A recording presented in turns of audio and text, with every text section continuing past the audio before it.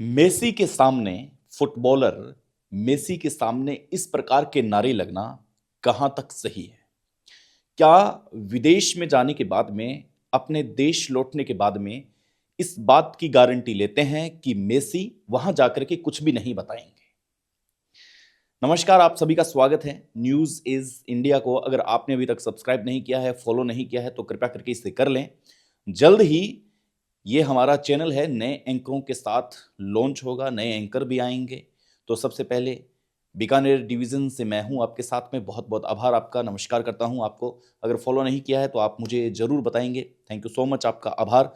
Messi के सामने AQI के नारे।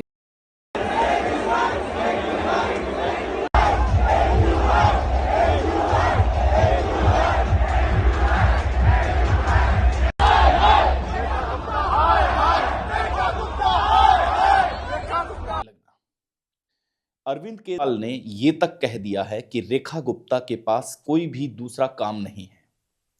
वाहवाही लूटने के चक्कर में ये सरकार दिल्ली को मौत दे रही है। ये बहुत चिंता का विषय है कि पोल्यूशन इतना ज़्यादा हो गया है, और मैं समझता हूँ कि इसमें दिल्ली सरकार और केंद्र सरकार खासकर वो सेंसिटिव तरीके से, बड़े दुख की बात है कि केंद्र सरकार की तरफ से कोई एफर्ट होते हुए भी नहीं दिख रहा है, जबकि देश की राजधानी जो है उसमें लोग इतना ज़्यादा पोल्यूशन को दिल्ली को AQI लेवल करीबन 700 के पार चला गया है, ऐसा लोग कह रहे हैं, क्योंकि उनके मोबाइल से ही लगातार चेक किया जा रहा है।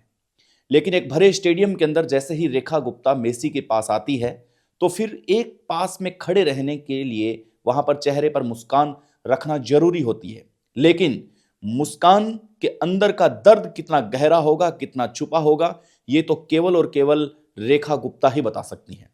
रेखा गुप्ता के सामने पूरे स्टेडियम में जब इस प्रकार के नारे लगते हैं और कहा जाता है AQI, यहां पर एक नेता ने तो यह कह दिया है कि AQI नहीं कह रहे थे, वो ये कह रहे थे ये क्यों आई। इस प्रकार का उपहास का केंद्र बनता दिल्ली का वो केंद्र जहां पर AQI लेवल कि दिल्ली की मुख्यमंत्री रेखा गुप्ता जी मेसी के इवेंट में चली गई स्टेडियम में, और लोग शोर मचाने लगे AQI, और कुछ लोग कह रहे थे कि ये क्यों आई।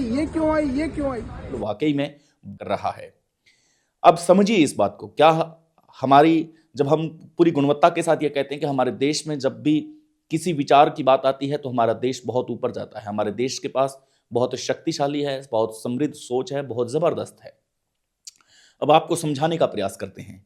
एक सुप्रसिद्ध मेसी जो कि फुटबॉलर हैं, वो दिल्ली में आते हैं। दिल्ली में आने के बाद में जब वो तस्वीर वहां अपने कंट्री में लेके जाएंगे, या फिर उनके फैन फॉलोइंग होंगे, वो इस प्रकार के स्टेटस लगाएंगे, तब दिल्ली से ये बात निकल के बाहर जाएगी भी AQI लेवल वाकई में खराब है।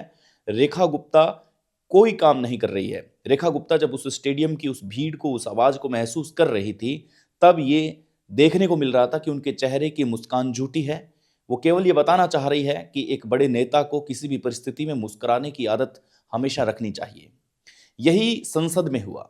संसद के अंदर जैसे ही जो रामलीला मैदान में जो कांग्रेस की एक रैली थी, उसके अंदर यह कहा गया कि मोदी अब तेरी खैर नहीं, और कब्र, ऐसी कुछ जो चीजें थी वो वहां से निकल के सामने आई। लेकिन उन्होंने प्रदूषण के ऊपर बात करने की बजाय सिर्फ और सिर्फ ये मुद्दा रखा कि आपने प्रधानमंत्री को क्यों गाली दी है, इसलिए कांग्रेस को माफी मांगना चाहिए। कांग्रेस की भीड़ में कम से कम 5 लाख लोग थे, और उस भीड़ के अंदर अगर कुछ लोग आपत्तिजनक टिप्पणी करते हैं तो इसका मतलब ये नहीं है कि पूरे लोग इस प्रकार की टिप्पणी करते हैं। हालांकि जो टिप्पणी करते हैं वो आम जनता थी। आम जनता पर अगर आप भी कार्रवाई करना चाहें तो फिर करें, फिर लोकतंत्र काहे का बचेगा। आप ये समझने का प्रयास करें कि लोकतंत्र के अंदर, किसी भी रैली के अंदर लाखों आदमी जाते हैं। लाखों आदमी जाने के बाद में वहां कौन सा आदमी क्या चीज बोल रहा है, इस प्रकार के नारे तो हमेशा लगते रहते हैं। आप अपनी जमीनी धरातल पर अगर आकर देखेंगे तो अगर किसी का मुआवजा नहीं मिला है, फसलों का मुआवजा नहीं मिला है, या फिर बिजली की कटौती ज़्यादा हो रही है, या फिर अन्य समस्याएं ज़्यादा आ रही है, तो फिर वहाँ के जो क्षेत्रीय नेता होंगे उनके बारे में मुर्दाबाद के नारे भी लगते हैं, उनके बारे में कब्र खोदने के भी नारे लगते हैं। जनता आक्रोश में होती है तो ऐसे नारे, न जाने कितने नारे रोज लगते होंगे। लेकिन इन नारों को प्रमुखता से लिया, संसद की कार्रवाई तक रोक दी गई, लेकिन प्रदूषण का मामला संसद में नहीं उठाया गया। इस बात से पता चलता है कि बीजेपी कितनी गंभीर है दिल्ली की शुद्ध हवा को लेकर के। लेकिन ये बात क्यों उछली इतनी? हो सकता था कि ये सामान्य तौर पर बात दब के रह जाती, हो सकता था कि ये बात उतनी नहीं उछलती जितना हम सोचते हैं। इसके बात उछलने के पीछे एक कारण था, क्योंकि मेसी एक इंटरनेशनल फुटबॉलर हैं और वो जैसे ही दिल्ली की धरती पर आते हैं तब वो जरूर बताएंगे वापिस अपने देश में जाकर के, अपने वतन में जाकर के, कि दिल्ली में इस प्रकार से वहाँ पर पॉलिटिक्स पार्टियां हैं जो शर्मिंदगी महसूस करती है जनता के सामने। और ये हेडलाइन भी बनी, ये काफ़ी विदेशी जो नेटवर्क है वहाँ भी चलाया गया कि देखिए इंडिया की हालत देखिए आप, जहाँ पे राजधानी है और राजधानी पे प्रदूषण का मामला इतना खतरनाक बैठा हुआ है कि मेसी वहाँ पर थे और वहाँ पे मुख्यमंत्री रेखा गुप्ता आती हैं, लेकिन उनके सामने ही इस प्रकार के नारे लगना शुरू हो जाते हैं। ये कहीं ना कहीं एक शर्मिंदगी बताती है और ये बताती है कि हमारे देश की सबसे बड़ी धरोहर है जो राजधानी है, उस राजधानी के अंदर की जो तस्वीर है वो मेसी अपने साथ अपने वतन में ले चुके हैं। और इसके साथ साथ में मेसी के जितने भी फैन हैं पूरी इस दुनिया के अंदर, वो स्टेटस लगाएंगे, उनके ध्यान में जाएगा। तो इस प्रकार की जो बातें हैं वो बातें इस देश से बाहर जा रही है। लेकिन प्रदूषण पर बात करनी चाहिए, लेकिन संसद में प्रदूषण पर कोई बातचीत नहीं हुई। हंगामे के बीच में जनता का समय खराब हुआ।